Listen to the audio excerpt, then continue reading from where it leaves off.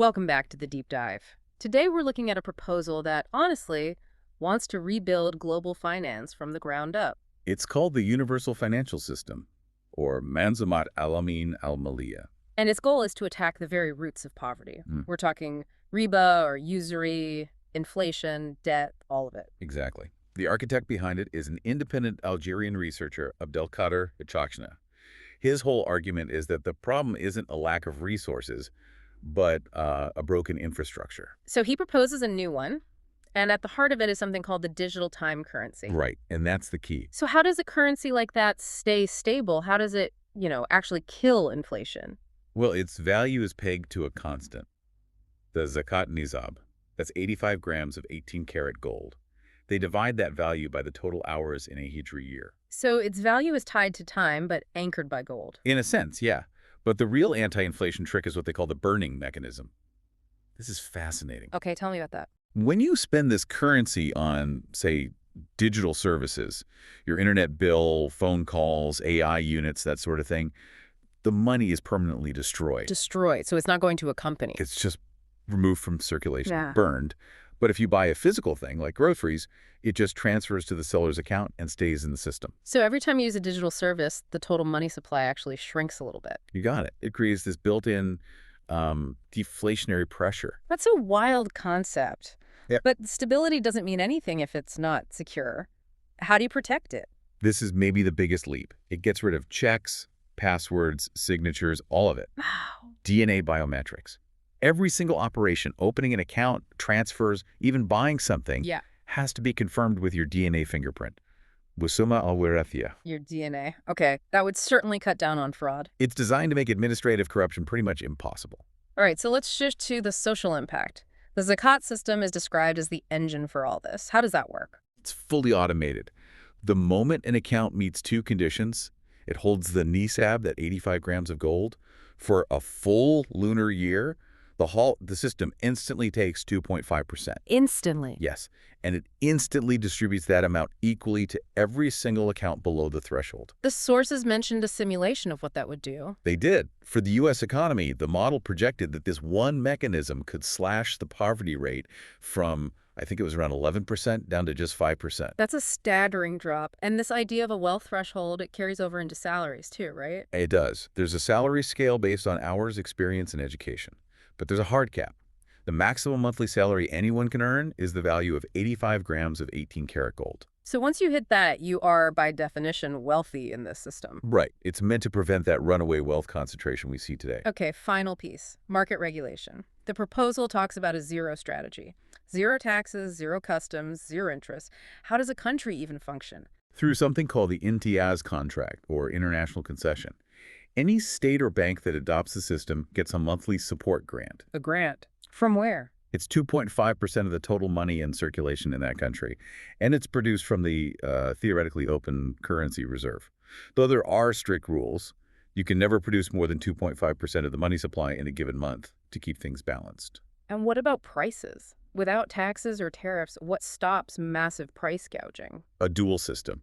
For essential goods like livestock or crops, there's a hard price ceiling, again tied back to the zakat nisab. And for everything else, luxury items? There's a mandatory profit cap of just 2.5% over the cost.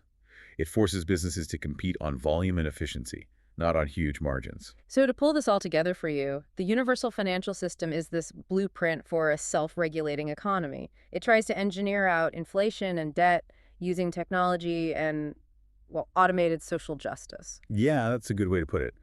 The use of DNA biometrics and this currency burning idea, it's a fundamental challenge to how we think about money. And it leaves you with a pretty provocative thought.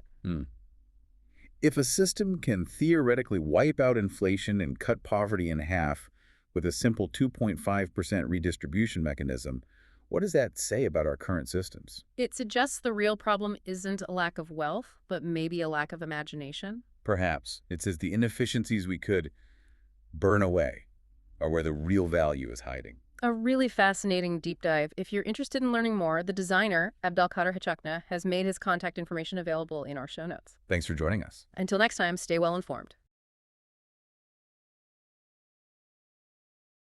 What if you could design a financial system from the ground up? One built from its very core to wipe out inflation, get rid of debt, and maybe even end poverty. It sounds like science fiction, I know, but today we're going to break down a radical new blueprint that claims it can do exactly that. It's called the Universal Financial System, and we're going to look at a pretty fascinating simulation of how it might just transform the United States. So here's what we're diving into. First, we'll look at the big economic problems this whole system is designed to fix. Then, we'll get into the blueprint itself and its most important innovation, something called a digital time currency. After that, we'll see how it tries to automate fairness with things like zakat and salaries, and then, the really cool part, a simulation for America. And finally, we'll wrap up with the system's ultimate vision for the future. All right, so to really get the solution, we first have to understand the diagnosis. What are the core economic issues this system was built to take on? Let's take a look. The author starts by asking a huge question. Is poverty just about not having enough money? Or is it a symptom of a fundamentally broken system? Well, according to this framework, the problem isn't the people, it's the system itself. So, according to the author, poverty isn't just one thing. It's a machine with a bunch of interconnected gears. You've got usury, or what's also called riba, basically exploitative interest. Then there's inflation, the thing that just eats away at your savings. You've got artificially high prices, the massive weight of debt, and powerful monopolies that control everything. And of course, unemployment and administrative corruption. The big idea here is that these aren't just unfortunate bugs in our current system, they are the system. And they're the things that actively create and sustain poverty. So, with the problem laid out like that, what's the proposed fix? Well, it's not a small tweak, it's a complete overhaul called the Universal Financial System. And this whole system is the brainchild of Abdelkader Hashashna. He's an independent researcher from Algeria, and he developed this entire framework as a potential answer to these massive global economic challenges. Okay, let's get into the engine of this whole thing. At the very heart of this proposal is a totally new kind of money, and it's unlike anything we use today. It's called the digital time currency. And here's the key thing you need to know. Its value is directly tied or pegged to a real-world physical asset, gold, but it's measured in units of time. The whole idea is that by anchoring the currency to something real and finite, you can make it naturally inflation-proof. And the way its value is calculated is surprisingly simple. Here's how it works. You start with the current market value of a very specific amount of gold, exactly 85 grams of 18-karat gold. Then, you just divide that value by the number of hours in a lunar year, which is 8,352. The number you get from that calculation, that's the value of one single unit of this new currency. Now this is where the design gets really, really clever. When you spend this currency on a physical good, like, say, a coffee, it acts like cash. The money just moves from your account to the coffee shop's account. Simple.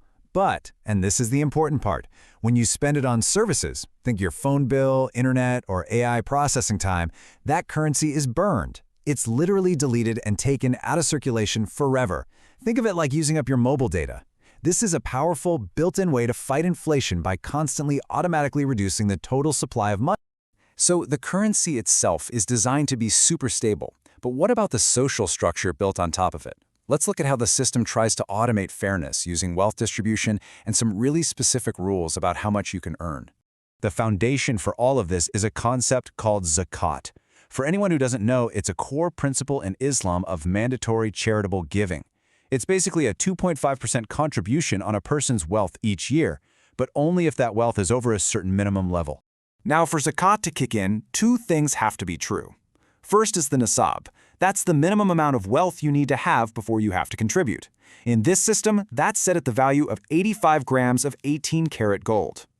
The second condition is the haul, which is the time period. Your wealth has to stay above that nisab line for one full lunar year. The system would handle all of this automatically. Okay, now here's the rule that connects everything together. Remember that nisab, the threshold for being considered wealthy enough to pay zakat? Well, in this system, that also becomes the absolute maximum income anyone can earn. The proposal sets a strict monthly salary cap at the value of those same 85 grams of gold. So the most you can possibly earn in a month is directly tied to the definition of being wealthy. This is all really fascinating in theory, but what would it actually look like in the real world? Well, to figure that out, the author ran a super detailed simulation, applying this entire system to the projected US economy for the year 2027. Yeah, So using economic forecasts from big players like the IMF and the Federal Reserve, the simulation modeled what a complete switchover to the universal financial system would look like in the United States, starting in the year 2027. And the results, well, they're pretty staggering, to be honest. The projected outcomes are just dramatic. You can see it right here. Inflation, which was forecast to be around 2.2%, is projected to drop all the way to zero. The poverty rate, sitting around 11%, gets cut by more than half, down to just 5%. And unemployment also sees a really solid drop, from 4.3% down to 3.5%. So, you might be asking, how does the poverty rate get cut in half like that? Well, a massive part of it is that automated Zakat fund we talked about. The simulation projects that this mechanism alone would collect and redistribute an incredible $171 billion every single year, automatically transferring wealth to those who need it most. All right, so let's look beyond those initial numbers for a second and check out the long-term vision. How would this system actually operate day to day? How would it stay secure? And how would it expand around the world? The long-term vision is built on a few key ideas. First, security is all biometric. Your fingerprint, your face, that's your wallet. No more cards, no more paper. This makes fraud almost impossible. Second, for other countries to adopt it, they'd use a concession contract, which is kind of like a franchise agreement. Third, get this, all traditional taxes are gone. Instead, the state is funded by a 2.5% monthly payment calculated from the entire money supply. But, and this is key, it's generated from the system's open reserve. And to keep things balanced, the system is hard-capped, so it can never create more than that 2.5% a month. Finally, banks would operate differently. They'd fully fund approved projects, basically becoming partners that share in the profits instead of just being lenders. So, this all brings us to one big final thought. What you have here is a system that tries to blend ancient ethical principles with some seriously futuristic technology. And the question it really leaves you with is this: could an approach this unconventional actually solve the economic problems that have been so persistent for generations? If this radical vision has caught your attention and you want to dive deeper into the details, the author himself has provided his direct contact information. Thanks so much for joining us for this explainer.